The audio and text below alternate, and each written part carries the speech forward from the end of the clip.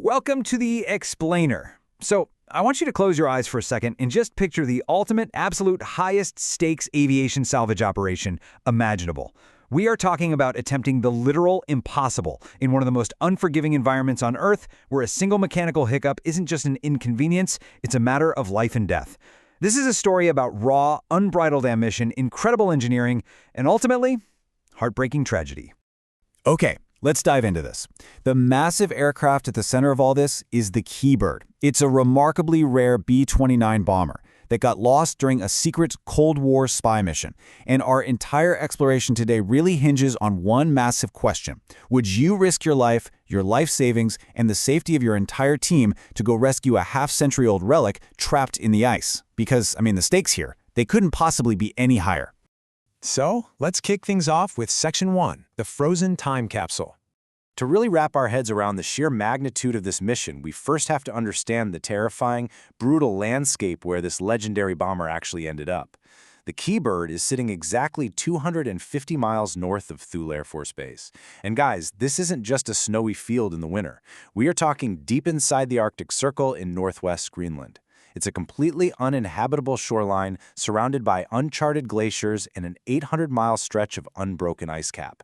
The weather out there, it can flip in an hour from beautiful, bright sunlight to dark storm clouds dumping freezing rain with gale-force winds. Now, there's quite a chronological gap we need to consider here. Back in 1947, this B-29 crash-landed on that frozen tundra, and for decades it just sat there, abandoned, practically flash-frozen and perfectly preserved by the cold, like a giant museum piece just waiting out in the middle of nowhere. Enter Darrell Greendemeyer in the 1990s. Darrell wasn't just your average pilot.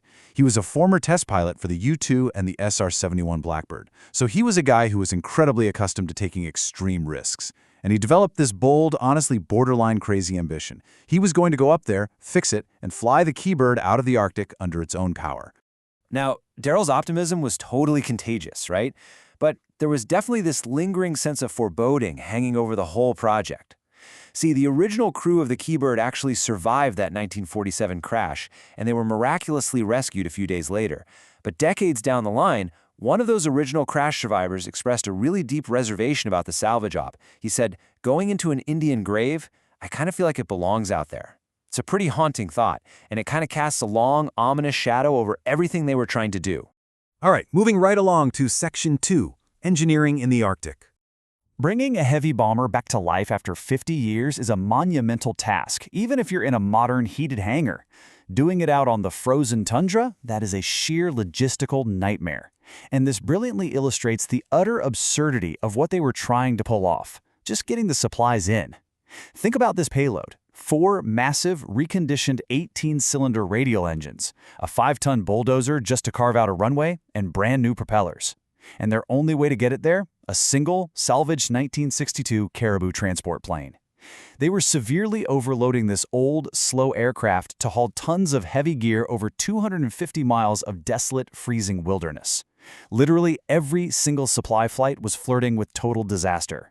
And once the parts actually made it to the site, the real backbreaking labor kicked in. First, the team had to strip out the old carburetors and engine mounts. Then, get this, using these custom hand hoists they actually designed from old World War II photographs, they had to manually lift these gigantic new radial engines into place. And finally, they had to assemble 1-ton, 16-foot propellers perfectly. Remember, they are not doing this in a nice, cozy facility. They are standing out in the deep mud, sometimes battling freezing rain and literal sideways snowstorms. But the fundamental enemy of this entire project wasn't just the cold, it was time. The Arctic summer is exceptionally short. They initially hoped to be in and out in a month. But weeks just kept slipping by thanks to relentless, unpredictable weather and endless mechanical delays with that old transport plane. As August rolled on, the sun started setting again, which meant one terrifying thing. The polar winter was approaching fast. And that looming freeze threatened to trap the entire team out there on the ice. Which brings us to a really heavy part of our story, Section 3, the tragic human toll. As much as we marvel at the mechanics of all this, we absolutely have to acknowledge the severe human cost that this extreme feat demanded. The absolute beating heart of this operation was Chief Engineer Rick Kriege. Rick was this exceptionally resourceful, tirelessly heroic guy. He was the one who figured out how to swap those massive engines out in the field. He was the one keeping that temperamental Caribou transport plane flying under literally impossible conditions. and he worked relentlessly in the freezing mud. But he was pushing his body way past its absolute limit. He kept working through what he insisted was just a really severe backache, downing painkillers just to get through their grueling daily schedule. But heartbreakingly, Rick's condition was so much worse than a bad back. Out of nowhere, he collapses on the ice from severe internal bleeding. Suddenly, it's a desperate race to save his life. The team has to load him into the Caribou transport plane, which, by the way, is suffering a terrifying engine failure of its own right at that moment, and they have to limp back over the glaciers to Thule on a single working engine. From there, Rick gets rushed onto a medical flight to a hospital in Canada. Tragically, even though he made it to the hospital and got into surgery, Rick Creech passed away 2 weeks later from a blood clot. He was an incredibly kind, gentle, and highly skilled man who gave quite literally everything he had to this project. And that devastating loss, compounded by the sudden arrival of gale force winds and freezing rain, forces Daryl Greenemeyer to make the agonizing call to halt the project. They have to pull out. They retreat, leaving the Key Bird abandoned in the snow once again.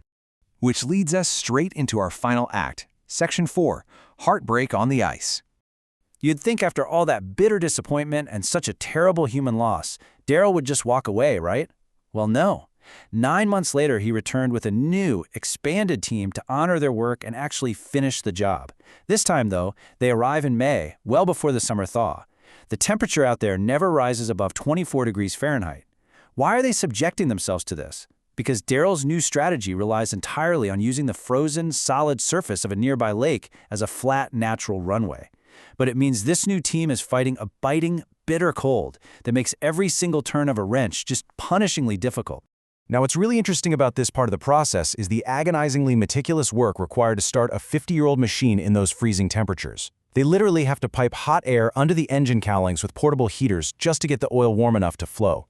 They're constantly chasing down weird gremlins and leaks caused by the ice and the moisture. And finally, they have to carefully, perfectly throttle up 4 huge engines, each pumping out over 2,000 horsepower, trying to get them all to optimal temperature at the exact same time, all without burning through their incredibly precious, limited fuel supply.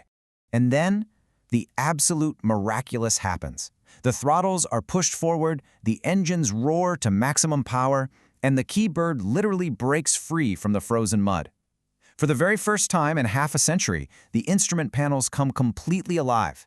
You can only imagine the massive surge of adrenaline as Daryl Greenemeyer steers this giant bomber, bouncing over the hard snowdrifts and actually taxiing out onto the frozen lake under its own power. I mean, the dream is actually happening. But right as they're bouncing heavily over those frozen, uneven mounds of snow on the lake, disaster strikes. And it happens in the most unexpected, fluky way possible.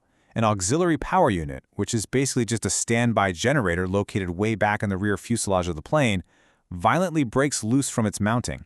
As it tears away, it dumps raw fuel directly onto the hot, running generator. It instantly sparks a devastating fire in the tail of the aircraft. Suddenly, thick black smoke is just pouring into the cockpit. The crew completely scrambles. Miraculously, they all manage to jump clear of the plane. Daryl is out there shouting for fire extinguishers, but it's way too late. The fire just sweeps violently through the entire fuselage. The crew is forced to stand there, completely helpless on the frozen lake, watching in sheer agony as years of exhausting planning, immense financial investment, and a totally irreplaceable piece of aviation history are just consumed by flames. As the plane burns completely to the ground, Daryl Greenemeyer stands out there in the snow and utters this profoundly gut-wrenching realization. He says, "It was ready to go. That's the real tragedy of it. Success was right there. It was right there." It is such a crushing moment. They had conquered the ice. They beat the mechanics. They beat the time constraints, only to have victory literally snatched away at the very last possible second by a total, tragic fluke. When the spring finally arrives and the ice on that lake melts, the charred remains of the Key Bird, along with those brand new engines and propellers, sink into the dark, freezing water forever. And that leaves us with this really profound question to think about. When we look back at this fascinating, wild account, what is it that we actually see? Do we see the tragic folly of human hubris, just blindly trying to conquer nature? Or do we see the unstoppable, awe-inspiring triumph of the human spirit, daring to do the literal impossible? Well, I'll let you be the judge of that. Thank you so much for joining me for this explainer, and hey, keep questioning the impossible.